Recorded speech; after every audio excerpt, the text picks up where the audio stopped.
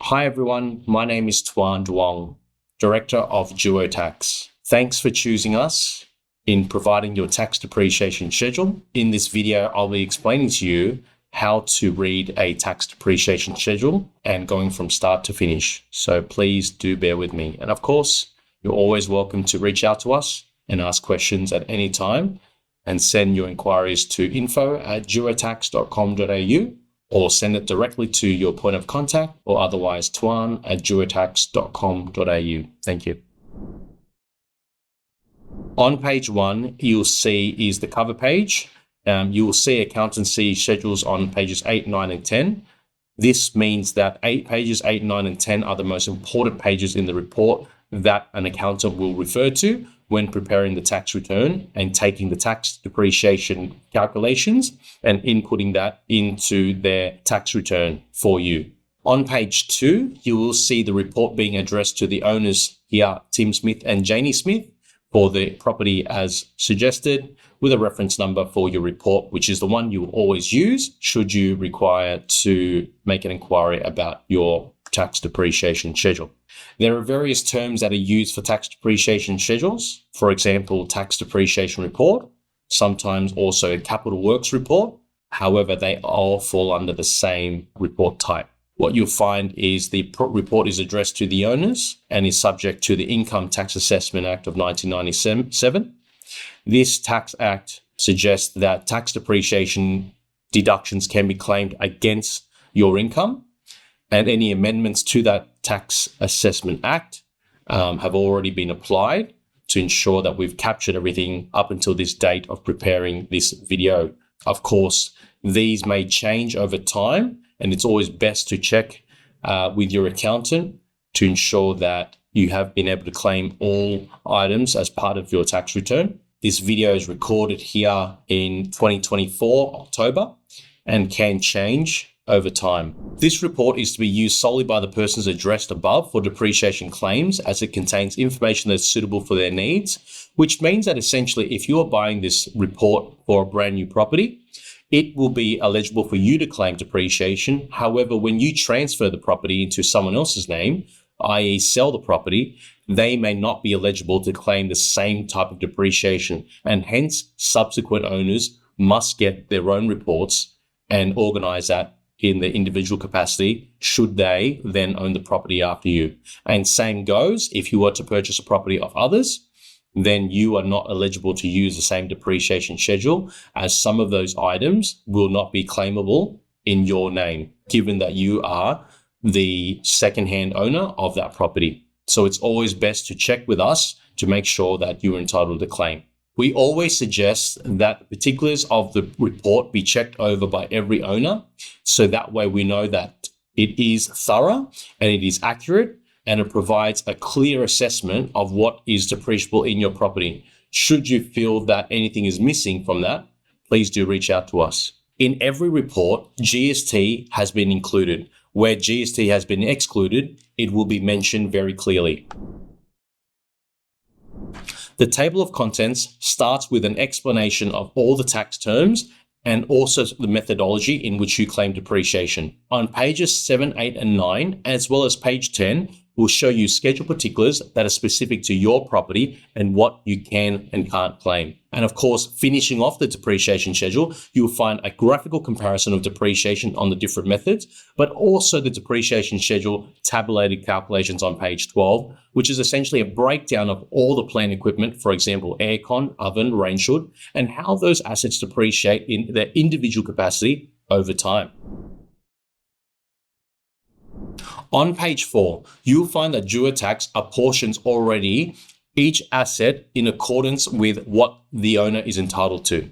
So that means if you purchase an asset or purchase the property on the 1st of January, you have the half year to claim the residual amount of that depreciation. You will not be able to claim the full year's depreciation, whatever that is entitled to. And that has already been applied, hence the word prorated, up to 30th of June for each of those assets. No further adjustment is required.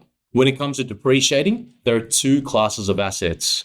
There is Division 40, and then there's Division 43. Division 40 being plant equipment, such as your range hood, your oven, your cooktop, your carpets, timber flooring, air conditioning assets, hot water systems, generating anything that is wear and tear faster than the building itself, or maybe sometimes as referred to as motorized.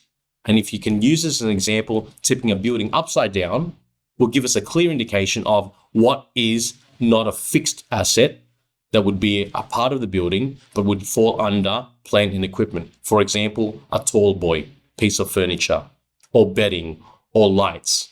These are the type of things that would fall under plant and equipment. Division 43, on the other hand, is everything that's affixed to the building. For example, the floor slab, the framing of the building, plasterboard, joinery for the kitchen. These fall under capital works, or otherwise referred to as building depreciation and classified as Division 43. On page 5, you'll find the explanation in further detail on Division 40 assets. Effective life depreciation is the general guide from the ATO to determine how long an asset can depreciate for. There is a specific formula that is used when it comes to depreciating assets under the effective life depreciation method. Effective life depreciation is a given amount of years that the ATO has provided in order to determine how long your asset can depreciate for. We reference this with TR 2022. TR 2022, at the time of this recording, is the most current legislation update for effective life of all plant and equipment assets in all industries and all types of properties. On this page here, you'll see when you go to the taxation ruling 2022/1, will show you all asset classes. For example, agriculture assets, mining assets, manufacturing assets, electricity, gas, water, and waste services assets, construction assets. But in this specific depreciation sample, we'll be using the rental and hiring real estate services list, which is showing the effective life of all assets that you would typically find in a rental property. In the immediate write-off method, anything valued less than $300 can be fully depreciated in that single year. Even if it's got a longer effective life of 10 years, we can claim that asset in one single year. For example, a chair. We can write off a chair that's valued at $250 in a single year rather than waiting for 10 years to depreciate bit by bit. This is the ATO's way of showing practical application when it comes to depreciating assets to help us depreciate assets at a faster rate without very minuscule values over time. Now, however, if you have a set of chairs, this will mean that you must depreciate the chairs as a whole, not as individual items. So if you have a set of 6 dining chairs, this must mean that $250 times 6 is depreciated at that rate. So then we take $1,500 and work out the depreciation rate on $1,500. And unfortunately, we cannot use immediate asset write-off method.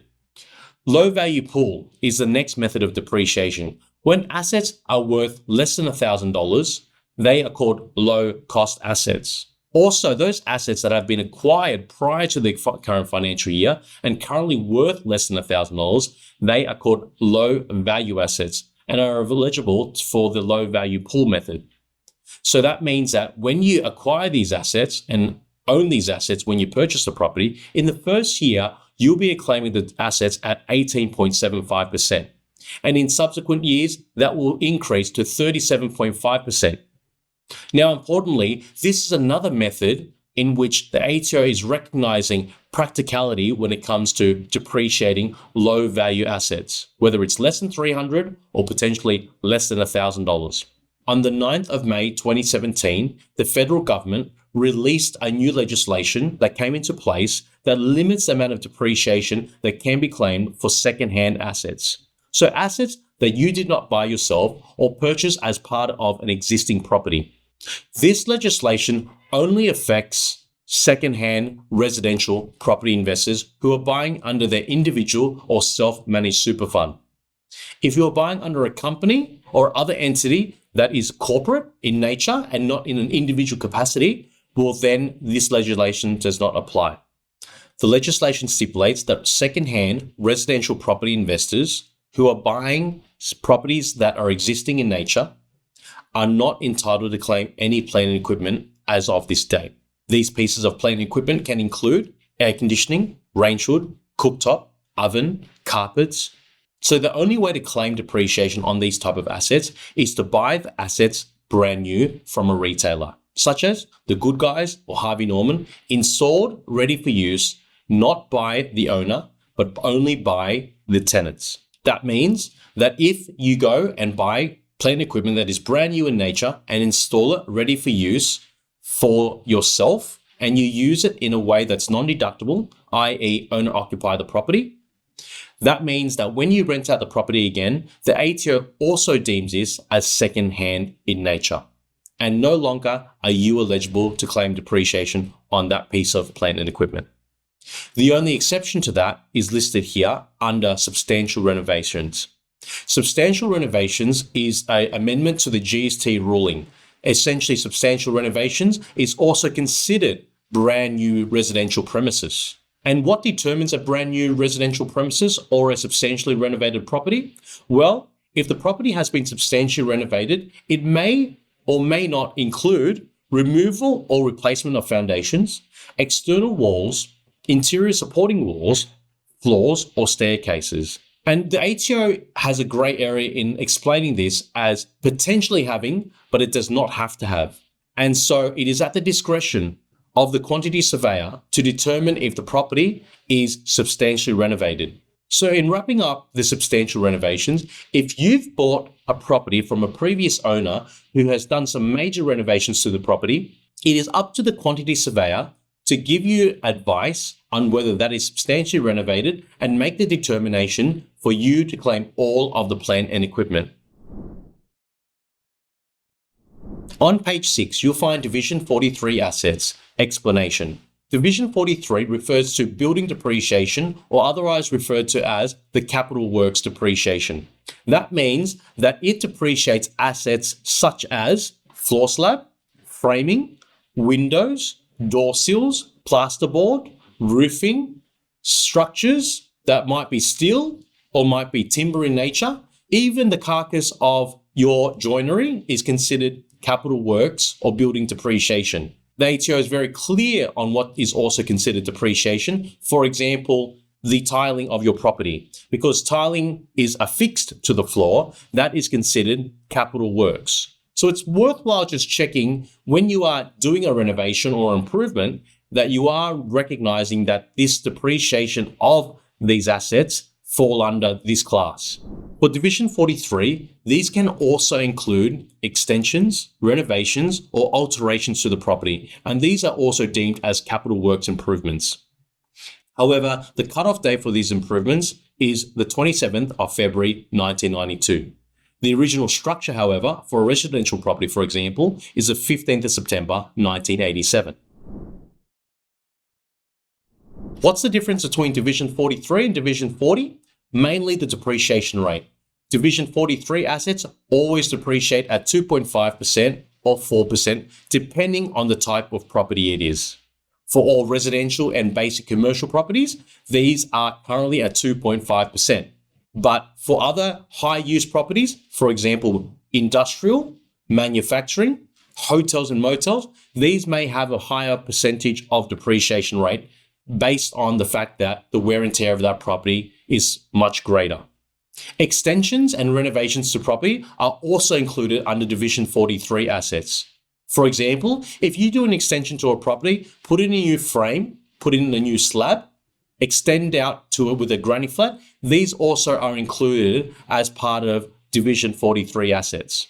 Please note, demolition expenses have been excluded from this report as they do not apply for the Division 43 asset list.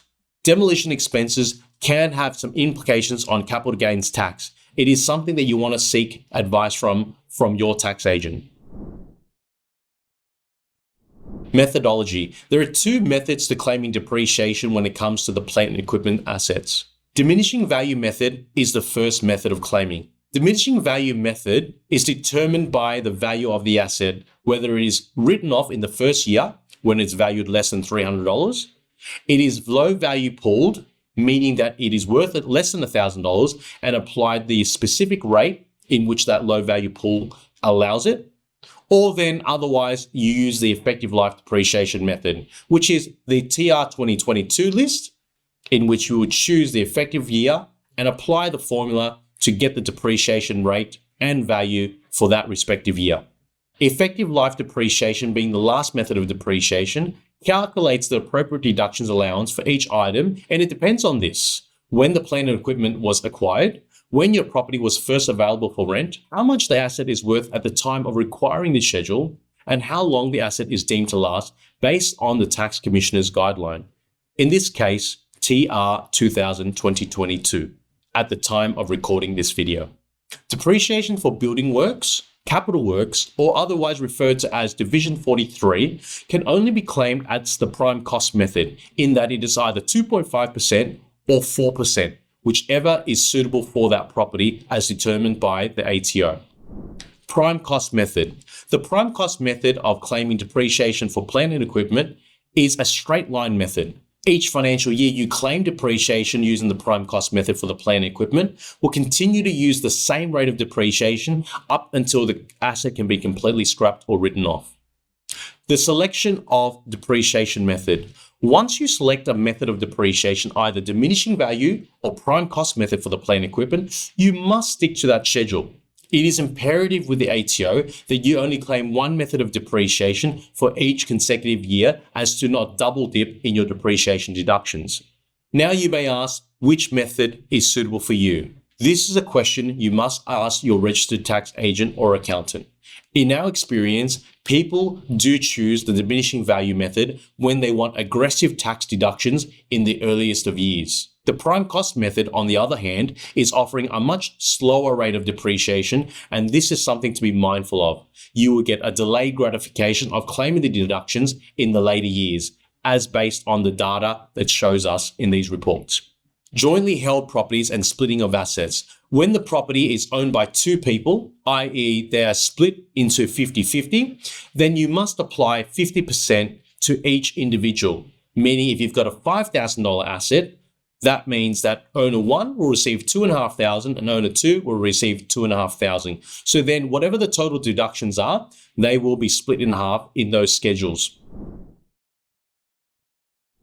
On the schedule particulars page on page 8, you will find the owners of the property, the type of property it is, the address of the property, how much the property was purchased for, when it was purchased, when it was settled, when it was built, Annexure 3, in which if there are any structural improvements mentioned here as C on Annexure 3, the report start date, meaning the date the report starts depreciating the asset, the rental start date, when the property was actually first rented and available for rent, in which case you were entitled to claim depreciation. The initial capital works is the value of the construction on the Division 40 when it was initially built in 2012, the amount of capital improvements, which are the extension and renovation costs, in which are claimable by you, the current owner, and of course, the residual value in which you are entitled to claim, totaling, which is your extension and renovation valuation, which is $38,000, plus the residual amount, which is the whatever is left over since 2012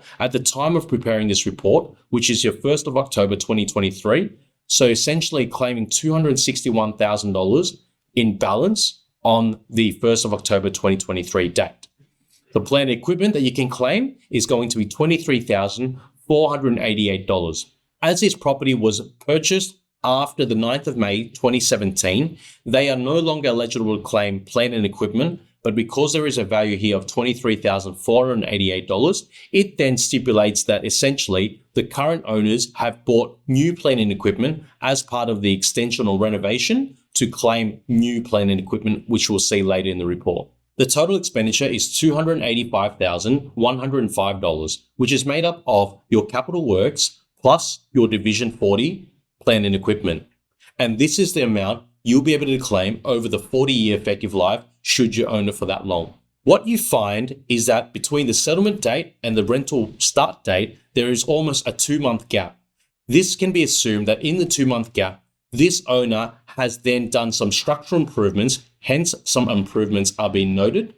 and also have capital improvements valuing $38,000 and also the plant and equipment that has been installed part of that improvement. So hence, there is a 2-month window in which the owners have done $38,000 of capital improvements and $23,000 of plant and equipment.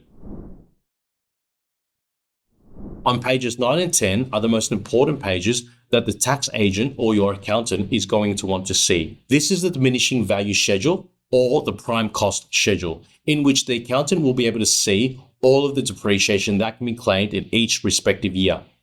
Columns 1, 2, and 3 will show the years in which it affects.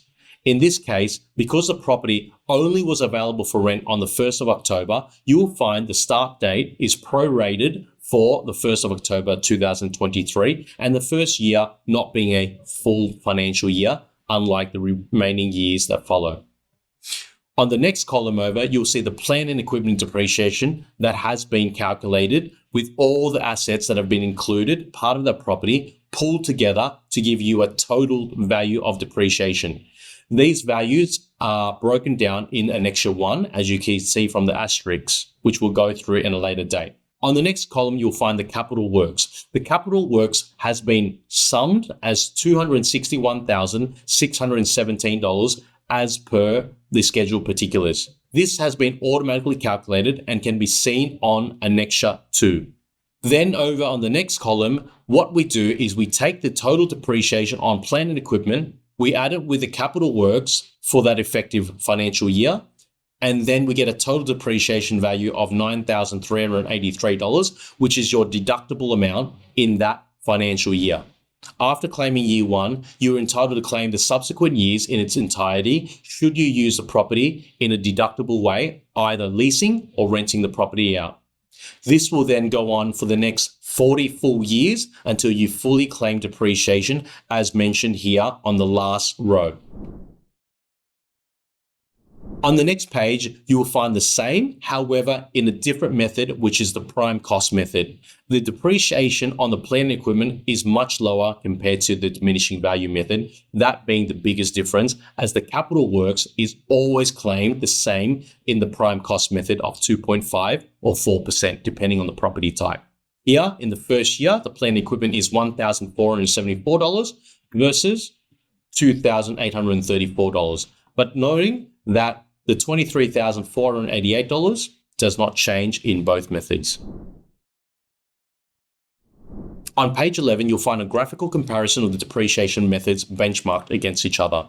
Here, you'll see the orange line depicting the diminishing value method, and of course the prime cost method showing the in black line. Now, both methods will give you the same depreciation, however, one being very aggressive in the earlier years, and then dipping down and eventually coming to the same level in which we are able to claim the same amount of depreciation in either method. On graph 2, you'll find a cumulative depreciation amount for the building and the plant equipment over time. Page 12 is a breakdown of all the annexures that are associated with this property. Here, Annexure 1 is explaining the diminishing value calculation for plant and equipment. Annexure 2 is showing the prime cost calculations for plant and equipment. Annexure 3 is the prime cost calculation for capital works. And Annexure 4, diminishing value valuations on used assets for capital loss. And Annexure 5, prime cost valuations on used assets for capital loss. Here on Annexure 1, if we zoom in, we'll find the plant equipment for each asset. Here, the first asset being air conditioning package, which is a ducted aircon system valued at $14,000. Because it is valued more than $300 and also valued more than $1,000, it doesn't allow for low value pooling or immediate asset write-off. The effective life method is then applied, hence using the 15 years given by TR 2022, which is air conditioning package effective life. So we go into here, type in air conditioning, and here we have the air conditioning units in different forms. So here you'll find the package air conditioning units has an effective life provided by the ATO of 15 years. This was last affected by the ATO on the 1st of July 2003 and has not changed since then at the time of writing in 9th of October 2024. Using the effective life of 15 years, a formula is applied that's given by the tax office to give us a depreciation rate of 13.33% in the first year using diminishing value method. The depreciation of the air conditioning ducted system is $1,436 in the first year. This is computed by multiplying the rate of depreciation of 13.33% by the cost of the asset, which we have assessed as quantity surveyors, $14,347 to give us this value. That means the residual value after the first year is $12,911. When we take $12,911, we multiply with the rate of depreciation of 13.33%, which was first calculated here, will give us the depreciation value of $1,721, which can be claimed for the ducted aircon system in the second year of ownership.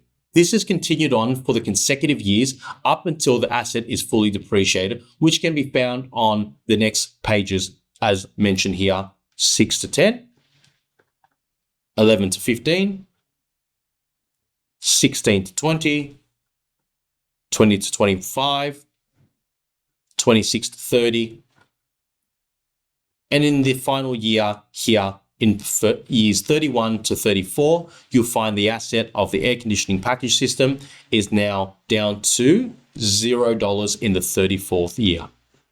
It is also worth noting that anything in Annexure 1, because this property is secondhand, any assets that are not listed here, which would be purchased as part of the property but are secondhand in nature, cannot be claimed as diminishing value method or prime cost method. However, they have been included as part of the capital loss schedule in Annexures 4 and 5. The next example we'll be using is bathroom accessories, which are freestanding. This might be toilet roll holders, bath towel holders, and these are valued at $684. They have an effective life of 3 years as per TR 2022/1 effective life schedule that the ATO has provided. And because the cost of the asset is less than $1,000, it is considered a low cost asset, being that 18.75% is the default depreciation rate for any asset worth less than $1,000 in the initial year, which gives us a 18.75% multiplied by $684 will give us $128 in depreciation in the first year that can be claimed for bathroom accessories that are freestanding. That means the residual value is $556, and we then multiply 37.5%, which is the low value pool rate of depreciation provided by the tax office for subsequent years of low value assets. Bathroom accessories is then depreciated at 37.5% for subsequent years until it is fully depreciated. It is imperative to note that on Annexure 1, on each year, you will find a total depreciation of the low value pool, as well as effective life depreciation method, and as well the subtotal of the Division 40 for that respective year, in which case is 2834, which can be found on Schedules 1, Diminishing Value Method, 2834 mentioned here. As you can see, this is a subtotal of the calculations on Annexure 1. On Annexure 2, we're using the prime cost method to depreciate the plant and equipment assets of this particular building. The same asset classes, of course, are listed here. The cost of the assets are the same. The effective life also stays the same. The changes are that the rate of depreciation for this asset is 6.67%, which is essentially 100 divided by 15 gives us the rate of depreciation. Then we apply 6.67 by $14,000 to give us $718 to claim in the first financial year of owning this asset. The residual amount being the balance over here, which is applied to the rate of depreciation, which continued on till the asset is no longer claimable at $0. This is now continued on for the rest of the assets to give us a total depreciation of $1,474 in the first financial year, which can be found on the prime cost method of depreciation further up in our report, which is depicted here, $1,474. On Annexure 3 is a tabulated calculations of all the capital works or building depreciation, everything outside of plant equipment. So anything to do with structure may include the concrete slab, the framework, the windows, the doors, the plasterboard, roofing structure. So these values here of $310,000 and $38,000 on the improvement values are either provided by the customer, in which case when the renovation is new, and in which case they are not new and it's an existing property in nature, the initial construction cost is determined by the quantity surveyor using calculated methods provided and approved by the ATO.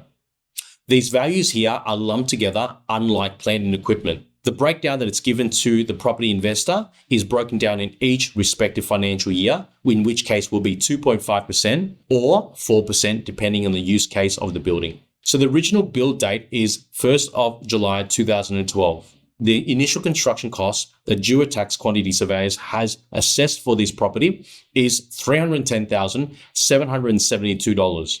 The schedule will start on the 1st of October 2023 when the property was first available for rent. And of course, at the time of the property being available for rent, the residual amount that can be claimed after 11 years of ownership by previous owners, the current owner is able to only claim $223,376, which is a portion for the period in which the owner is entitled to claim the balance of depreciation, being $223,000. In addition to the original structure, there have been some improvements noted, in which they total $38,241. This can be assessed by the owner when they install and renovate themselves, or when there are extensions or improvements done by the previous owners. A quantity surveyor can also assess the value of the improvements over time. The improvements, however, must have been completed after the 27th of February, 1992.